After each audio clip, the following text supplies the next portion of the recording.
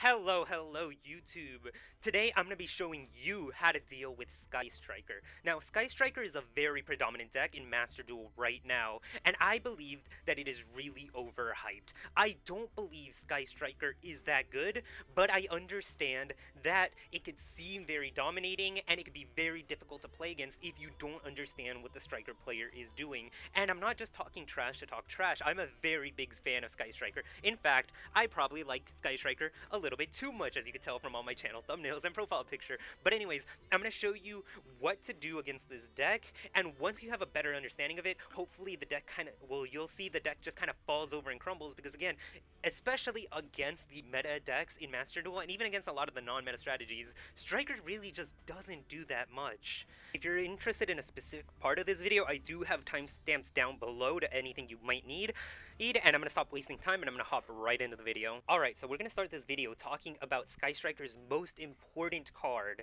and that is arguably Sky Striker Ace Raye. Now, the reason why Ace Raye is so important is because she is the deck's only monster, excluding hand traps. Now, you might be thinking, I've seen Sky Strikers run a different monster in their deck, and you're probably thinking of Roze. Roze isn't really a card we need to concern ourselves with the steps that I'm about to introduce, because Roze is kind of a bad card. The only reason this card is even run is because the deck isn't allowed to run more copies of Raye, because if they could run 4 to 6 copies of Raye, they'd probably just do that instead of running Roze.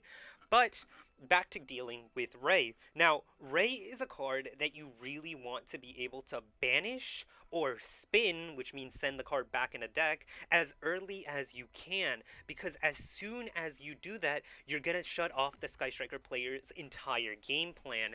A Sky Striker's player game plan is to go into these easy Link 1 monsters from their extra deck using Raye in order to get cards back from the graveyard, send them to the graveyard, and generally gain this card advantage that Sky Striker players need to try to keep up. The second that a Sky Striker player falls behind in how many cards they have in hand and field than what you do, they're losing the game. But that's why they're so good at continuously having more resources than you. Now, dealing with Raye, it's very important to pay attention to how you're dealing with Raye, because you don't want to deal with Raye while she's on the field. Raye has a quick effect that essentially lets the person link summon normally, but as a quick effect, which means that if you try to banish Raye on field, or if you try to spin Raye on field with an effect like Nightmare Unicorn, she's simply gonna tag out and be safe. That's why it's so important to deal with her while she's in the graveyard.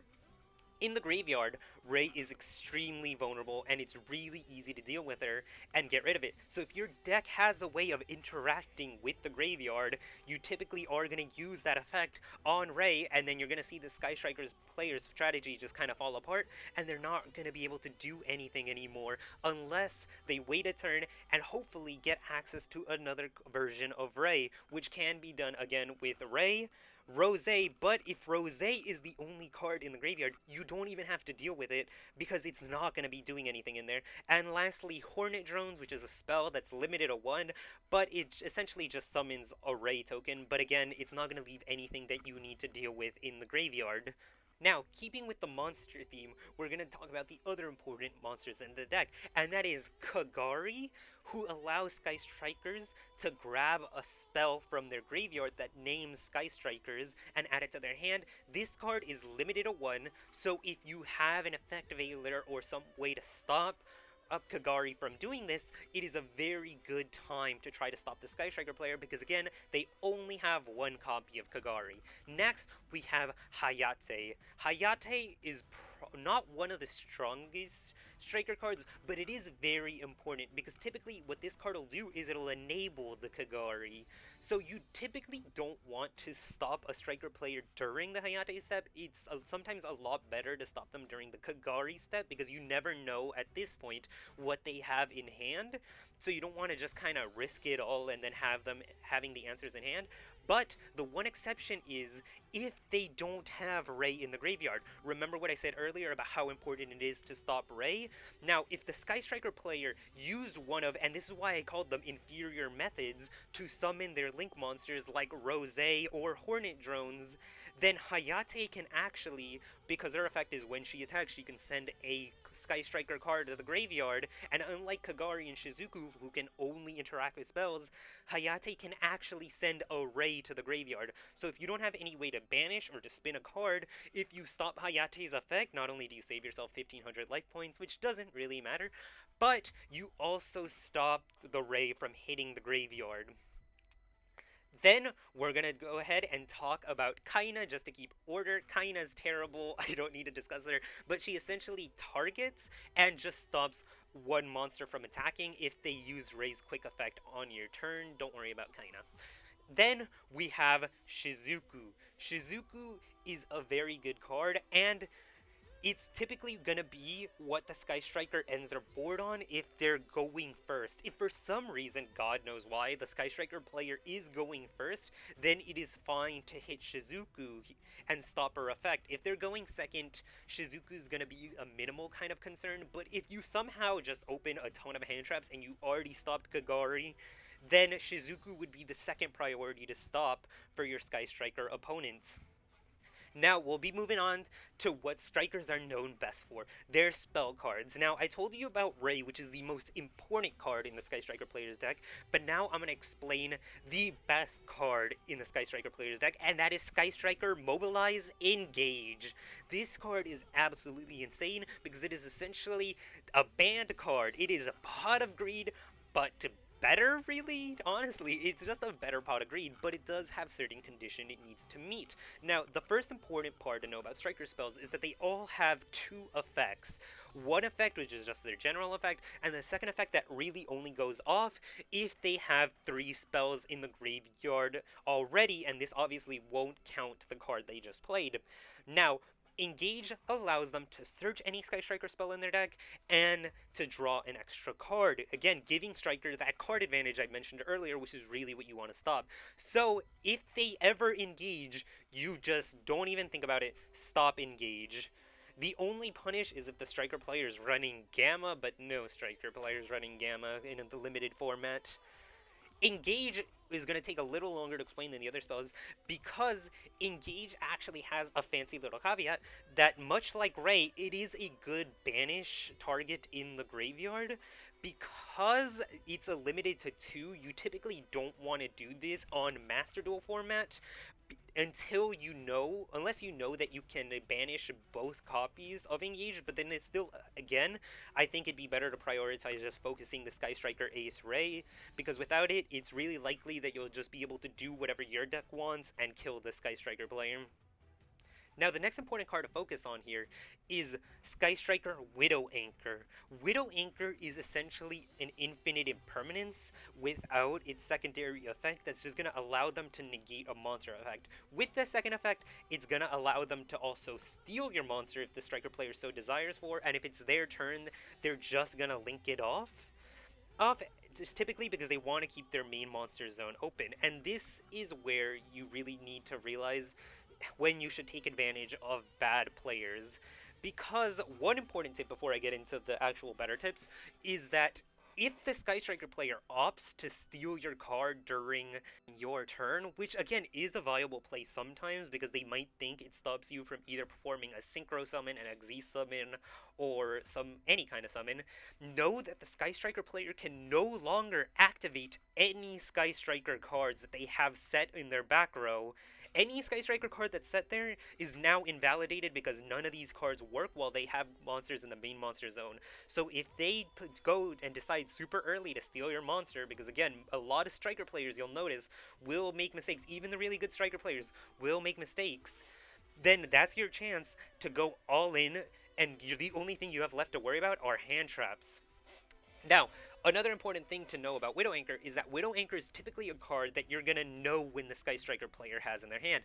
Again, like I said, because Striker players are searching a lot of their cards, Widow Anchor is likely going to be one of the cards that's searched off of Engage. So you're going to know to play around it. And here's another really important thing when it comes to Sky Striker players is that you really want to bait out their negations, because Sky Strikers are always going to have an interruption. That's just what their deck does. Their deck runs at least 12 hand traps, and it runs a ton of back row disruption.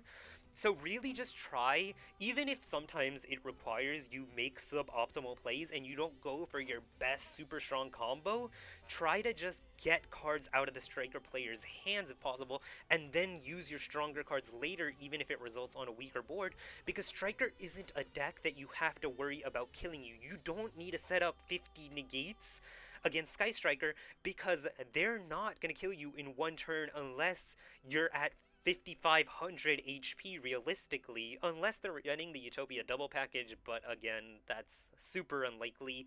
And you always want to play around the most likely outcome, not the worst case scenario. Now, here's another really important thing against Sky Striker players, and I think it's a general good rule while you're still learning Yu-Gi-Oh! Assume your opponent's bad at the game, and this is very important when playing against cards like Widow Anchor, because you really want to assume your opponent doesn't know what they're doing. Go ahead and use weak effects first, always bait things out, and then go for the stronger line, because at the end of the day, even a good player can essentially sometimes be tricked into using their effects too early, and then that's when you go for your power plays. Another major threat you will have to learn to play against when playing against Sky Striker is Shark Cannon. Now, if your deck revolves around the graveyard, Shark Cannon is your biggest enemy. Shark Cannon simply allows a Sky Striker player to banish a card from their opponent's graveyard as a quick play spell so they can do it during your turn. So if you're playing Eldlich, if you're playing, can't think of anything right now, if you're playing any graveyard reliant strategy like zombies, then Shark Cannon should be the main card that you have to fear. Now, Shark Cannon also has a second effect, which allows them, if they have 3 or more spells in the graveyard, to special summon your card to their side of the field instead, but typically you won't see a striker player using this effect too much because the banish effect really is the relevant one, since if they choose to steal the monster, once you destroy it, it will not be banished, it'll just go back to your graveyard. So be on a lookout for Shark Cannon, and again, keep track of what cards are in your opponent's hands, because the strikers will reveal most of the cards that they end up searching. So if you're playing a graveyard strategy, save that kind of interruption or back row destruction you have for the Shark Cannon in the striker player's deck. Now, the last card that we're going to discuss for Sky Striker is Sky Striker Multirole. This is an insanely powerful Sky Striker card, and it is a very big threat, because this card has 2 very powerful effects that both you need to worry about. The first effect allows them to destroy another card they have on field. Actually, not destroy, sorry. It allows them to send a card that they have on field to the graveyard.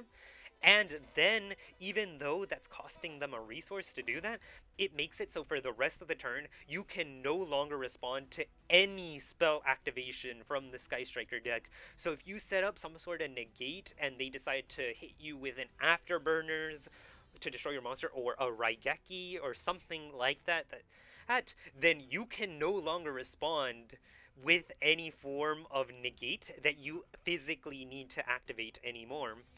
That's why it's important to pop Multirole as soon as it hits the field. Hit it with any destruction effect that you have, really, because the card doesn't really do anything when it's sent to the graveyard, so just try to hit it early, and then they'll have to waste the resource through Kagari to get it back, or they'll have to waste their engage search to find another one. The second effect of why you really want to destroy Multirole is because Multirole really is the card that next to Raye that lets Sky Striker players build that advantage that I talked about earlier and just get this huge card advantage over their opponent. And as that's their whole game plan, as soon as they start doing that, they're winning the game. Because Multirole allows Sky Striker players to set cards from their graveyard that are specifically Sky Striker cards face down on their field, and the only downside of this is that once those cards leave the field again, they will be banished, so the Striker player does need to be careful and not just immediately set everything back, because they will run themselves out of resources if they go too crazy with it. But really, either get rid of the Multirole super early, or bait them into using that Multirole, setting a whole bunch of back row if you have a card like Lightning Storm or Feather Duster in your deck, because strikers have no response whatsoever in their deck against these cards, and then every card that they summoned off Multirole is just going to net you more value, because now they're going to be banished, which means they can no longer recover these cards, and they have less spells in the graveyard. Multirole is a very important card. Either get rid of it super early or wait to bait it out if you have that Feather Duster or Lightning Storm that allows you to deal with it. Another really critical point to hit the Sky Striker combo is when they're trying to close the game. Typically, to close the game, Sky Strikers will need to go into a Link 4 monster called Access Code Talker. Access Code Talker is a really strong boss monster, and once it hits the field and it starts destroying cards, and it'll usually be able to destroy at least 4 cards if it's being run in Sky Strikers, is that once it starts destroying those cards, you can no longer respond to the monster effect. So you really want to stop this nice and early. And typically that's going to be when you either see Halquifibrax or Selene, the Link 2 and Link 3 monster. And stopping it at Halquifibrax, if you have the chance, is really the best option you're going to have, because Halquifibrax is really easy to hit because strikers really don't have that many responses to it. So really any destruction effect, any negate effect is going to hit it really hard unless strikers have the one copy of Eagle Booster that not even every single deck runs. But also because if you manage to stop it and it just ends up sticking on the board, strikers really don't want to have that Halquifibrax monster covering up its link zone, because they really need to have a striker monster on the field if they want to be able to do anything productive.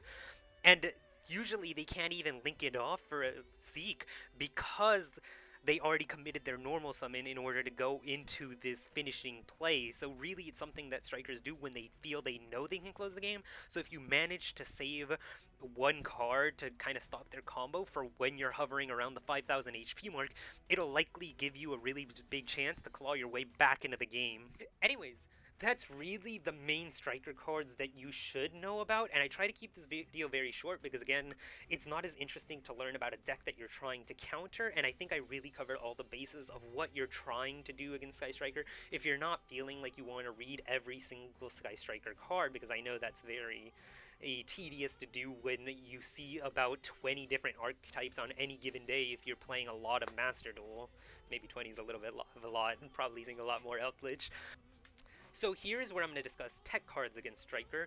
If you're not feeling that your deck can handle Striker, these are cards you can include in your deck that's going to help you deal with the Striker strategy. And I'm going to go over these fairly quickly.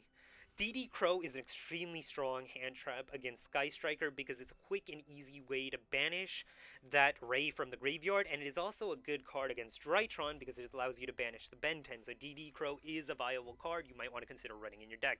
Second, we have Kaijus. Kaijus are monsters that allow you to special summon themselves to your opponent's side of the field by sacrificing one of their monsters. Again, this is a very powerful card against a lot of the meta decks if you can fit them into your deck, because they mess up with Tri-Brigade's Apollosa, they mess up Herald of Perfection, and they mess with Sky Striker. The reason they mess with Sky Striker so hard, even though you're thinking the Striker Link monsters really don't do that much once they're on the field, is because getting rid of their Link monster through this way will not summon Raye from the graveyard, and not only that, it completely shuts off their back row because, again, remember, Striker cards can only activate if there is no monsters in their main monster zones, and guess where that Kaiju is going? It's going right into the main monster zone. Third and final card to counter Sky Striker, and this probably should have been the one I mentioned first because it is the best card against Sky Striker, it is Imperial Order. This is a card that exists. Use it. If you flip Imperial Order against a Sky Striker player, 95% chance they will just concede on the spot. They need to actively make their deck worse to counter Imperial Order, so if your deck can afford to run Imperial Order, you probably should be running it anyways because it's good against so many decks besides just Sky Striker. It just is essentially a guaranteed win against most Sky Striker decks. Now, I'm just going to recap everything that I said about Striker. So typically, you want to banish or spin Raye from the graveyard. You want to stop the Kagari, or if you already stopped Kagari or they didn't go into Kagari, the second top priority is going to be Hayate if there's no Raye in the graveyard, or Shizuku. And then after that, the spell cards you really have to worry about is Widow Anchor if you're going to be playing a lot of monsters. you're gonna have to worry about Shark Cannon if you are a graveyard strategy, and you're just always gonna have to worry about Engage and Multirole because they are the power spells of the deck. Again, if you want to listen in more detail, I have timestamps down below when I discuss what these cards do and how to deal with them. And that's really everything you need to know about Sky Striker. Again, I wasn't able to cover everything because I don't want to keep this video too long since it's not as interesting to learn about your opponent's deck than your own.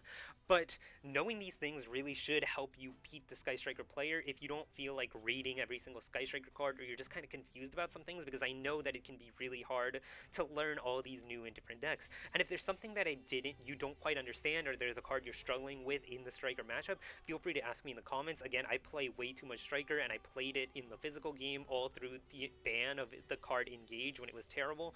So really, if you have any kind of question, I'm more than willing to help, and I'm happy to help out in any way I couldn't in the video.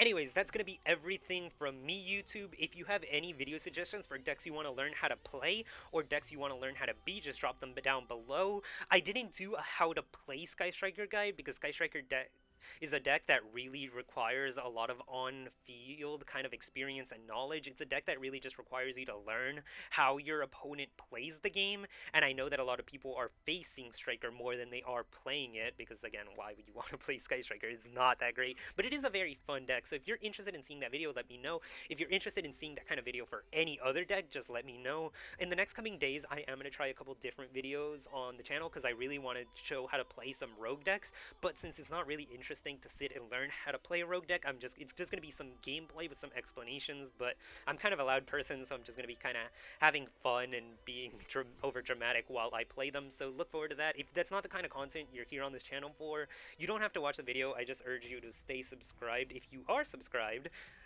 because I will be doing a lot more of these tutorial videos. And again, if you're interested in a tutorial for a deck, ask me and I'll likely cover it in a couple of weeks or in a week once I get the chance to do it. Thank you for watching, and that's Roze signing out.